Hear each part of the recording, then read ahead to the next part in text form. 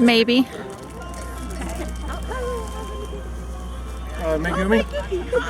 You want to put them on? Yeah, sure. Okay.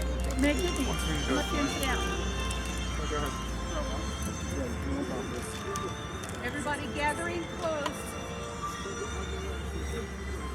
Oh, it's so good to see all of you. It makes me want to just cry for that. Why don't we do this more often, you know? I mean, not this, but, you know, I get think together. we're ready to stop the music and ring Okay. the bell, I believe. Kitra?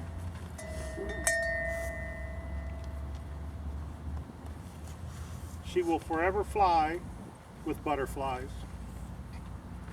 I swore I wasn't going to do that. I will hear her voice and laugh in a gentle wind.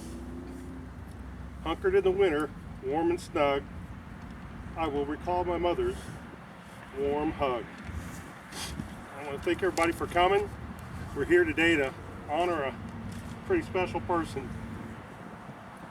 who went by all kinds of different names, you know, from Rosie to Rosebud, Rosebud with a hyphen, Aunt Rosie, Nana, and because there's another Nana in Oregon, she has Nana Banana from Indiana, and one of my favorite, Rosie Butt, that somebody calls her back here, and you know, my friends called her RB for Rosebud, of course, and There was no hyphen in that. and of course Mama and Mamacita and Mrs. Musick. People even called her that still in this day and age, and my dad mostly called her Honey, except when she, well, he mostly called her Honey, and sometimes he called her Little Miss No Sweat, and we all who know her know that she never did sweat. Nobody had ever seen her sweat in the history of her life, I don't believe. And it was lovingly when he said that. And he also called her Nora, which was short for Nora Nipshit, because she liked to spy on all the neighbors. Monitor all the neighbors from the front room window. She knew the happenings of everybody without really ever communicating with them at all. She was a kind and empathetic soul who really loved everybody. And I looked at her just a second ago. What got me with the very start of this is all the people who are here are kind and empathetic people too. And I thought she had those people gravitate toward her and to their people in her life that kept her. And she never gave up on anybody. She was quick to forgive. She still thinks O.J. Simpson was not guilty. You know, she really didn't ever give up on anybody, and she was always the biggest supporter for us kids. You know, I could have probably robbed a bank, and she probably would have just said, "Well, he must have needed the money or something real bad," you know, and the next day giving me a hug. But she was pretty good about that, and she loved everyone. She really did. She had a kind soul, as we say, and she loved everyone. She loved HGTV. She loved Kitra and Rachel and Karen's spaghetti. She loved her Honda car that Kitra helped her pick out and saved her a bunch of money on. And she loved desserts. She loved my dad, and she loved desserts. Did I mention that? She liked anything Swiss chocolate. It couldn't just be regular chocolate because she's Swiss. It had to be Swiss chocolate. 70% cacao. 70%. And desserts, yeah, and chocolate milkshakes. I mean, the woman could go on a chocolate milkshake spur like you've never seen anybody. She could suck down a milkshake that big, no problem whatsoever. She loved riding on the motorcycle with my dad. I think it was because two reasons. One, she got to be close to him, and the second was they always stopped for desserts. Back to that theme again. And with all the love she had, there's a few things that she did hate, though, or disliked an awful lot. She didn't like violence a bit. She hated dealing with Comcast. You know, she hated to shop for clothes. She'd have rather had root canals than go clothes shopping. And more than anything in the whole world, she hated cats. And there was never a time that she said the word cats that didn't have the word damn in front of it. You know, and it's got to be kind of a running family thing, the damn cats. But she had a wonderful hospice time, if that's even humanly possible, but she did. Great generosity from my brother-in-law Larry, and I got the best brother and sister. And it was so funny to see 60-year-old people fight for kissing territory on her forehead every day. We'd stake it out. That's my middle section's mine. He goes, no, you get to. And Chris would just ignore all the boundaries. He'd kiss her all over the forehead. And he'd come down every morning, and from when he was staying, he stayed a couple months here at Julie's and Larry's. And he'd come down in the morning, Chris would, and he'd be singing, "My mama is the best, best mama. My mom is the best, best mama." For 2 months, folks. Then I could start on the ukulele. Yeah, she wasn't a patient person listening anyway. But my brother was right. I had the best, best mama. And I kind of missed something I wanted to say earlier. Is all the people who called her Aunt Rosie and Nana, it just always touched me how the words Aunt Rosie would come out. It was just so loving. And the same with Nana. It just was so loving when they'd say it. And but anyway, he was right. I had the best, best mama, and you guys had the best, best sisters, and the best, best aunts, best, best friends. Well, now what am I going to say? You stole half of my material. Story of my life. There's not going to be anything left for me. No, that's why. That's why. Well, this is what what I'm saying looks like, if that gives you any indication of how my morning was. One thing about being a genealogist, which my mom, of course, was, is it really teaches you about the long timeline of life. And that's one of the things that I shared with my mom. My mom was a genealogist, and so she studied all of our courageous ancestors who came here to look for a better life. And we knew them by name. We got to know them through newspaper articles and, doing research into what they did, and we lived through their ups and downs of their lives. Well, my mom was addiction. Nora. And yeah, Nora. But she did the same thing on Facebook to all of you guys. There isn't any children of yours, any sister, brother, cousin, friend that she did not know about and steal your photographs from your Facebook page and your posts and your texts, because my mom had all of that on her phone. She collected what Brad and Chris and I called the calendar of life. And so, if you wanted to know when you got divorced, who did you call? Mom, she had it on the calendar. Yeah. When you broke your elbow, who did you call? Mom, it was on the There calendar. you go. This is not anything that's written down. Why okay, the next point, but part of what she and I always said is you are what you are because your ancestors were. And everything about that comes down through the ages of the thousands of people who come together to make you unique, come down from those experiences, and you often wonder why your family is so odd. Why is your mom crazy? Why is your grandpa the way he is? It comes down a lot to this whole thing that came together to build who you are. And so that's something Mom always understood. She was a historian and researcher, and part of that is history that she collected being on Facebook and compiling all the stuff about you last year, the year before, 10 years ago. That is history, and so she has collected that history on every one of us. I always she always wanted to be in the know. Mamaw used to say that too. I want to be in the know.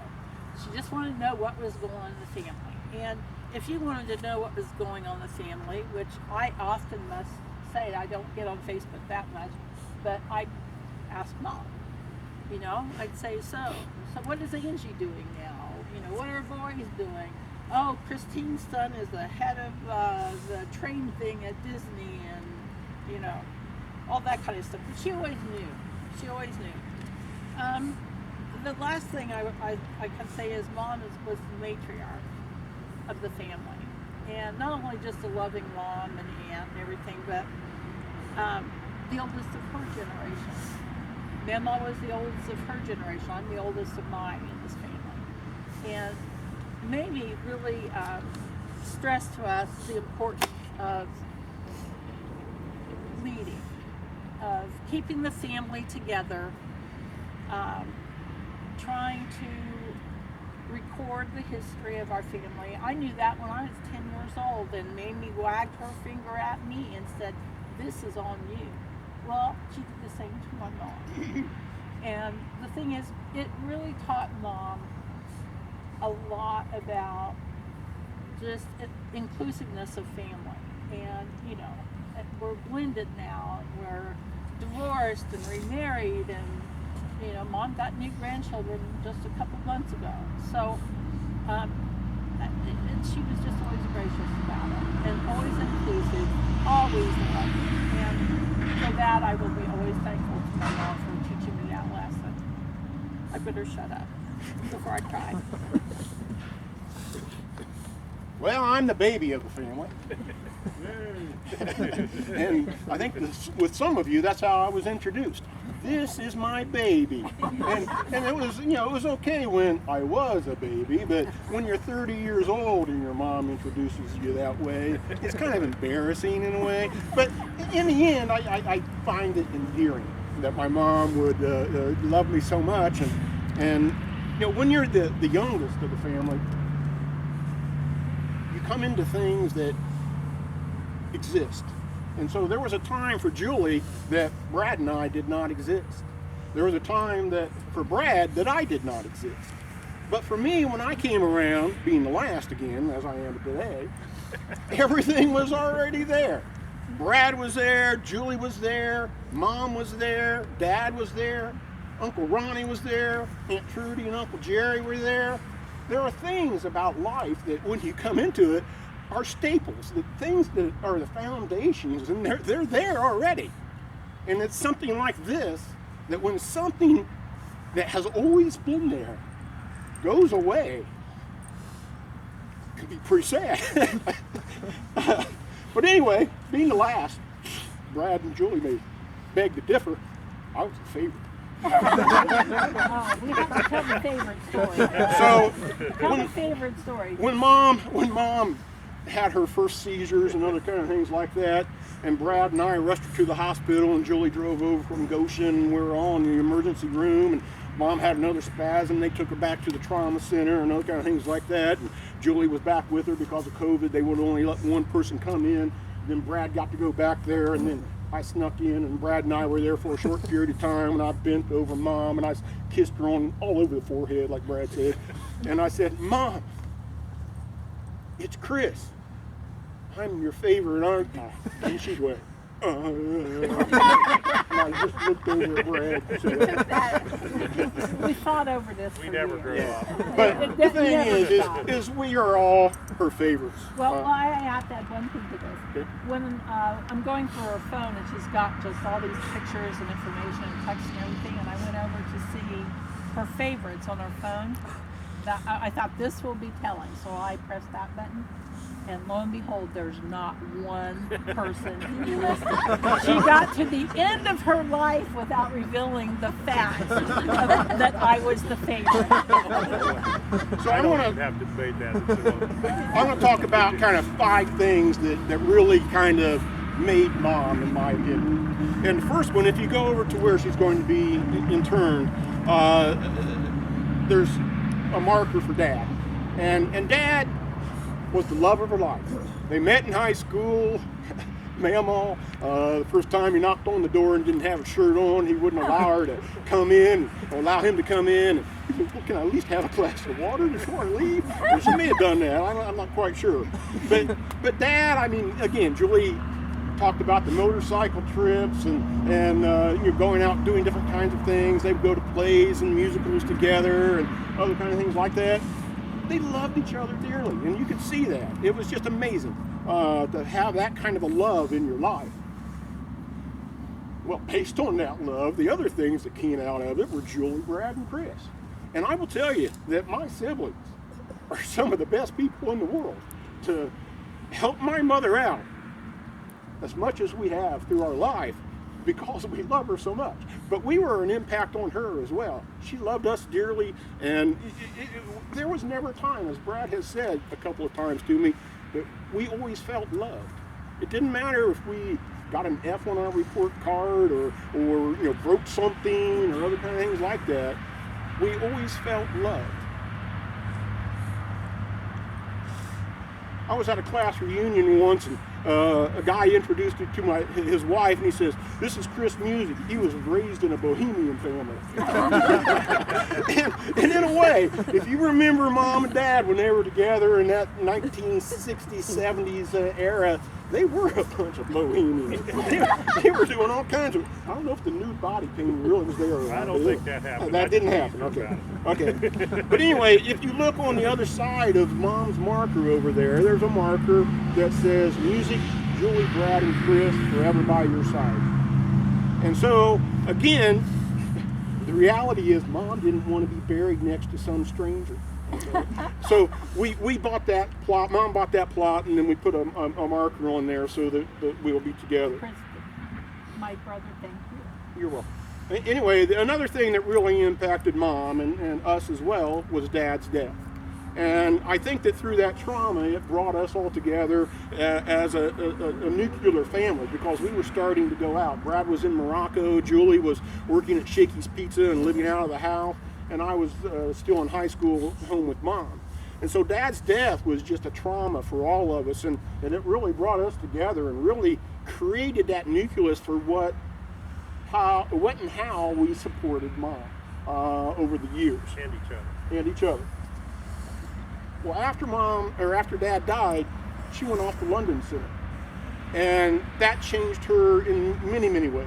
And she came back and was finally the other thing that impacted her is that she got a job at Green's Travel Center based upon pretty much going to London Center, and then Green's Travel changed Julie's life and changed mine as well because I was helping to escort tours and other kinds of things like that. But with my mom, I traveled to Trudy and Jerry's house, and then she and I traveled across Canada by train from Vancouver to Rome. But being an anthropologist at heart, we would stop in Vancouver and see the Totem Pole Anthropological Museum and other kinds of things like that. We went to Mexico. We drove down to Laredo, Texas, hopped on a train and went down to Mexico City. We saw the pyramids of the sun and the moon. We went to the Aztec Anthropology Museum and other kind of things like that. When I lived in Japan, she came over to visit and hung out with me and other kind of things like that. We were on a cruise to the Yucatan and the Bahamas and other kinds of places. She propelled me into my career.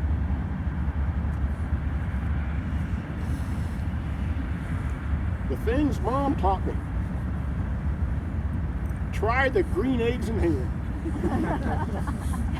Difference is not a thing to be feared. It's something to be appreciated and coveted. Defend the weak. If somebody can't do it for themselves, help them. Learn from experience. Hence the traveling and taking us to plays and musicals and taking us camping and doing all those kinds of things when we were kids. Be a lifelong learner. Have a sense of humor. There was a time when Mom would be kind of in and out towards the end there, that there would be days that it was hard for her to even say a word. And she'd be like that for a couple of days or even a couple of weeks. And then, boom, she'd be back for a couple of days or a couple of weeks.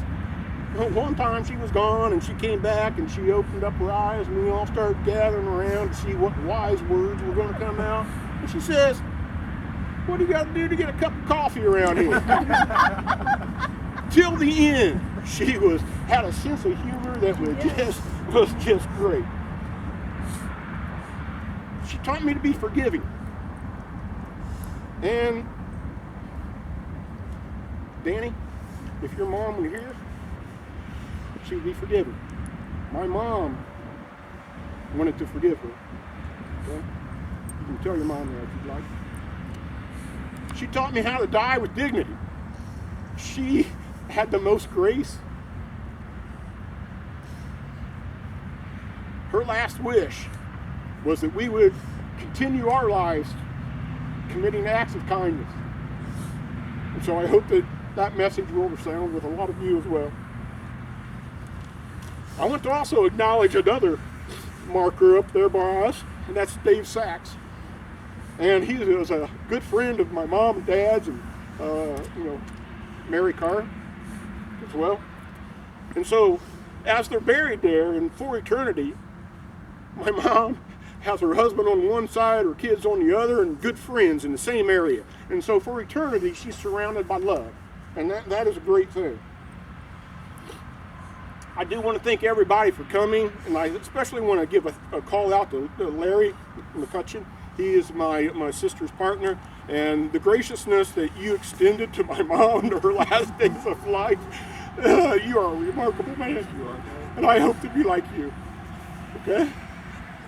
Oh, this is so much fun. Anyway, we're going to move on now to the restaurant, and some of you are going there, and some of you may not be. And there will be opportunities for you to tell a story, raise a glass, and toast, and have a more private conversation about my mom if you'd like to do that. But I'm done here as well. Maybe longer than I needed to be. Sorry about that. But well, one thing Mom said again and again through all of this, and lectured Brad and Chris and I, is be kind. And she, even when we were just playing with each other like we were her favorite or whatever, but in everything, Mom has always lectured us to be kind. And when I was at the hotel, the first night I checked in, the shampoo and the lotion and everything are called Be Kind. It was almost like a message from Mom. So I just want to add that at the end, because that's the most important thing that Mom really taught us, that I think, is that we try to live our life with kindness, because she was always looking over our shoulder, knowing what we were doing, etc. And what a wonderful legacy to leave for people, is that thought that we should just all be kind to each other. And please, my family, let's not be strangers, okay? I should not get to recognize children and grandchildren. I should. Don't shame people here. But I'm so glad to see you all. Thank you. You can say a word. You have lots. no, I'm not going. I cannot do what you guys do. I spoke at your dad's funeral for your mom's request, and I felt it was the hardest thing, because I was just a young kid myself. I was in my 20s. Probably late 20s, yeah. And I had sold Bill and Rosebud their first motorcycle, and that's how they got hooked into the motorcycle part. But she asked me to speak about Bill, and I was just a kid, and Rosebud was 11 years older than I was. So, I rode in the back of the ambulance coming back from the hospital, and she told my mom I was the ugliest baby she's ever seen. And it actually didn't get much better throughout the years. So that's another thing. But we visited Rosebud in their last days quite a few times, going out to Elkhart or South End or wherever. And she made a comment to me. You weren't there, you're upstairs. You were probably drinking, you were probably smoking, you were probably cooking food for everybody. But I'm sitting there with her, and she looked at me straight in the eye, and she said, Ronnie, I don't deserve this. I said, you don't deserve what? She said, everybody's making a fuss over me. I said, you got to be kidding. And she said, no. She said, I don't want to hear this. But I always talk straight to Rosebud. And in all the years that we were brother sisters, which are all of them, she was my favorite oldest sister. I will tell you that. Trudy, I'm sorry, she's my oldest favorite sister. I got that. Well, she didn't get that at first, but I told her, she said, I can't say that.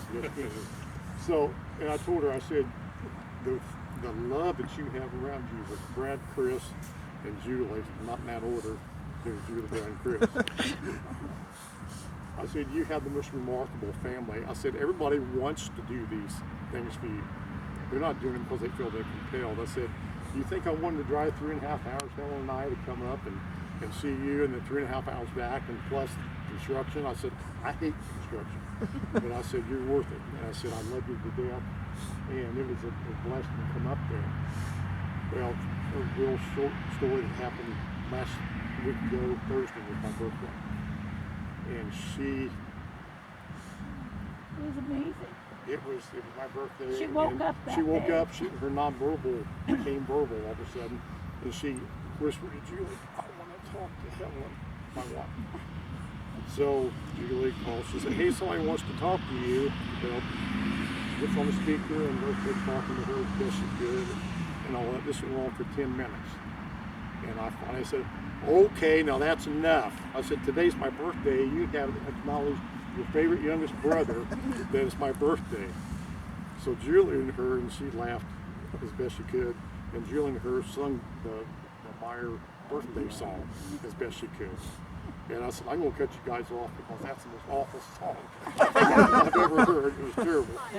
And I said, I am your favorite youngest brother. She says, I can't say that. I said, yes, I can. I said, Albert's your favorite oldest son, and I'm your favorite youngest brother. I'm your favorite youngest.